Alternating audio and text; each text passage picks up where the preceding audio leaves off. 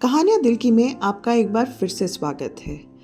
अक्सर हमारी ज़िंदगी में कुछ लोग ऐसे आते हैं जिन पे हम ध्यान भी नहीं देते। उन पे ध्यान तब जाता है जब वो हमारी ज़िंदगी से चले जाते हैं। तब हमें उनकी असली कीमत समझ में आती है कि वो क्या थे हमारे लिए और हमारी ज़िंदगी में उनके क्या मायने थे। आज की हमारी कहानी एक ऐसे ही रिश्ते के बारे में है। तो चलिए शुरू करते हैं आज की कहानी, उपेक्षित प्यार और दोस्ती।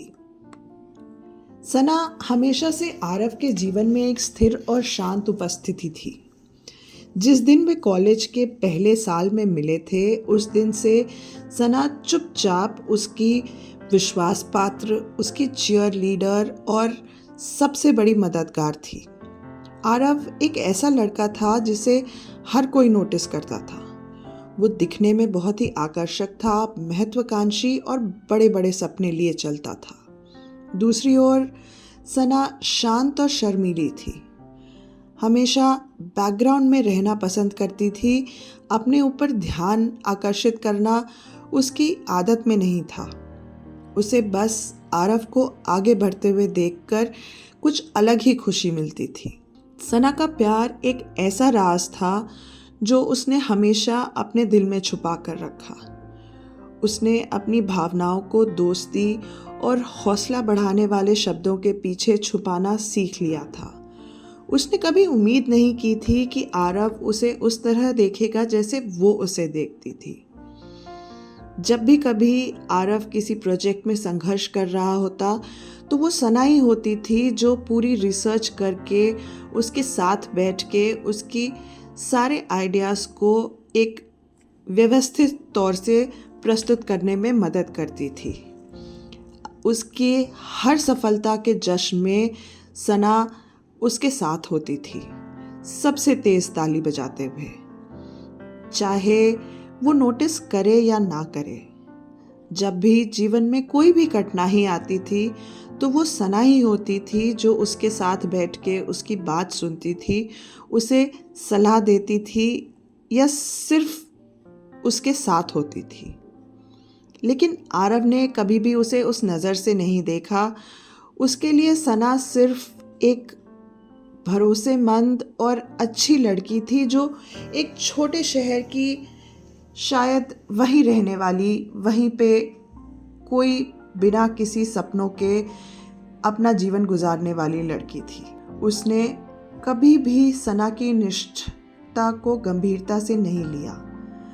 ये जानने की कोशिश भी नहीं की कि क्यों सना हमेशा उसके साथ होती है, कैसे सना को हमेशा पता होता है कि उसे क्या चाहिए। कॉलेज का सफ़र अब ख़त्म होने वाला था और आरव को एक बड़े शहर में बहुत अच्छी नौकरी मिल गई थी। सना उसकी सफलता के लिए खुश थी, लेकिन उसके दिल में एक खालीपन भी महसूस होने लगा था।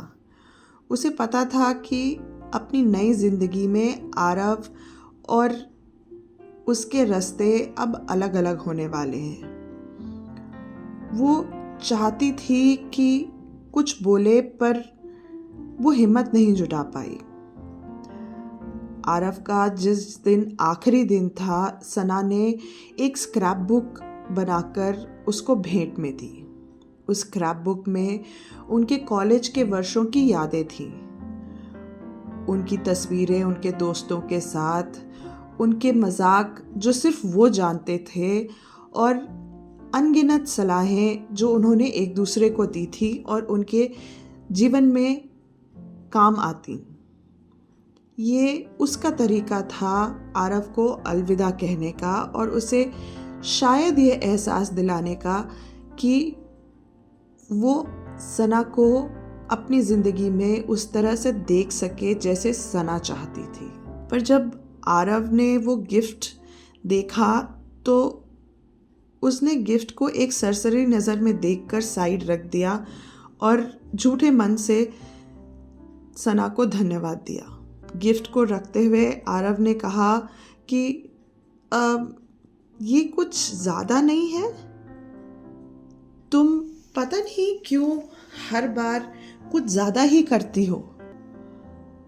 ये सुनकर सना का दिल जैसे टूट सा गया हो, पर फिर भी उसने अपनी भावनाओं को दबाते हुए कहा कि मुझे लगा शायद तुम्हें ये पसंद आएगा, हमारे इतने सालों का साथ और उसकी यादें तुम्हारे साथ रहेंगी जब तुम नए सफ़र पे आगे बढ़ोगे। आरव ने कंधे उचकाते हुए कहा, हाँ ठीक है, पर पता नहीं क्यों मुझे ऐसा लगता है कि तुम कुछ अजीब, पता नहीं, कुछ तो कोशिश कर रही हो, किस चीज़ की तुम्हें ही पता होगा। ये सुनकर सना का दिल और टूट गया। उसने सालों तक अपनी भावनाओं को छुपा के रखा था, सिर्फ आरव को अनकंफर्टेबल ना हो, वो परेशान ना हो इसलिए। पर ये आज वो ख़त्म करना चाहती थी। आरव को जाते देख उसने उसे आवाज़ लगाई, आरव। आरव उसकी आवाज़ सुनकर रुका और पलटकर उसकी ओर देखने लगा। तुम्हें ये शायद आज एहसास नहीं होगा क्योंकि तुम्हारे सर पर तुम्हारे नए जीवन को लेकर जुनून है, पर एक दिन तुम्हें इसका एहसास ज़रूर होगा। क्या क्या बोल रही हो सना? आरव ने पूछा। मैं सिर्फ तुम्हें ये कहना चाहती हूँ कि आज तुम इस शहर को ही नहीं, मुझे भी अलविदा कह रहे हो, और मैं तुम्हारे जीवन में क्या मायने रखती हूँ उसको भी अलविदा कह रहे हो। तुम जब यहाँ से जाओगे तो हमारी ये दोस्ती इसके आगे नहीं जाएगी। तुम्हारे लिए शायद मैं सिर्फ एक परेशानी और एक उलझन लग रही हूँ आज, पर एक दिन तुम्हें यह एहसास होगा कि तुमने आज क्या खोया है। तुमने अपना सबसे बड़ा प्रशंसक, तुमने अपना एक कॉन्फिडेंट, एक दोस्त खोया है, एक दोस्त जो सच्चे दिल से तुम्हें चाहता था और हमेशा तुम्हारे साथ खड़ा रहा। तुम आज वो दोस्ती भी खो रहे हो। ये सुनकर आरव चौंक गया। सना ने हाथ उठाकर उसे रोक दिया। नहीं आरव, कुछ कहने की ज़रूरत नहीं है। मुझे पता है तुम्हें ये कुछ ज़्यादा लग रहा होगा, कुछ अटपटा लग रहा होगा, पर कल जब तुम मुड़ के देखोगे तब तुम्हें मेरी ये बात समझ में आएगी। यह कहकर सना वहाँ से चली गई। आने वाले हफ्तों में सना ने पहली बार खुद पर ध्यान देना शुरू किया था। उसने एक नई नौकरी शुरू कर दी थी, नए दोस्त बना लिए थे, और वो शौक़ जिन्हें वो नज़रअंदाज करती आई थी, आरव के लिए उन पे धीरे धीरे उसने काम करना शुरू कर दिया था। समय लगा, लेकिन आरव की गैर मौजूदगी का घाव धीरे धीरे भरने लगा था।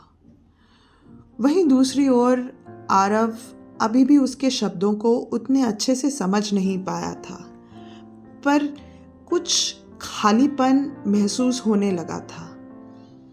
जब उसका दिन बहुत अच्छा जाता था तो वो बताने के लिए सना को ढूंढता था। जब वो परेशान होता था तो वो शांत सी लड़की जो उसके बगल में सिर्फ बैठ जाती थी, वो उसे मिस करता था। कुछ साल बाद एक दिन आरव ने आखिर वो स्क्रैप बुक जो सना ने उसे दी थी वो खोली, और पहली बार उसने उन छोटी छोटी बातों को महसूस किया जो उसने उसके लिए की थी।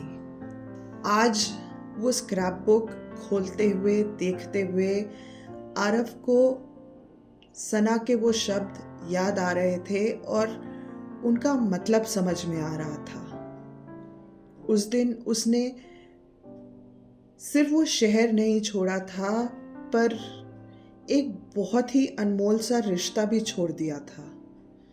एक रिश्ता जिसने उससे कभी कोई उम्मीद या मांग नहीं की थी, बस वो था उसके जीवन में एक बहुत मजबूती से उसका साथ देने वाला, चाहे कुछ भी हो। कई साल बाद एक दोस्त की शादी में आरव को सना दिखी। सना में कुछ अलग सा था। वो बहुत खुश और आत्मविश्वास से भरी हुई दिख रही थी। उसके साथ जो आदमी था वो उसका हाथ गर्व से थामे हुए था और ऐसे देख रहा था जैसे सना ही उसकी पूरी दुनिया हो। झिझकते हुए आरव ने कदम आगे बढ़ाए और सना से बात करने की कोशिश की। सना, काफी समय हो गया है, कैसी हो तुम?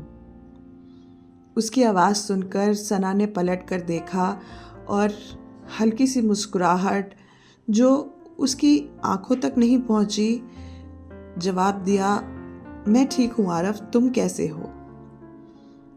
वो 5 मिनट तक इधर उधर की बातें करते रहे, पर आरव को समझ आ गया था कि जो उनके बीच का कनेक्शन था, जो दोस्ती थी, वो अब नहीं रही। सना वाकई आगे बढ़ गई थी और आरव खुद भी कोशिश कर रहा था आगे बढ़ने की, पर सना की गैर मौजूदगी ने जो एक खालीपन भरा था उसकी जीवन में, वो कोई नहीं भर सकता था। अपने दिल में पछतावा लिए आरव वहाँ से चला गया। आशा है आपको हमारी आज की कहानी पसंद आई होगी, और अगर आपने कोई ऐसा अनमोल रिश्ता खोया है तो कमेंट्स में हमें ज़रूर बताइएगा। धन्यवाद।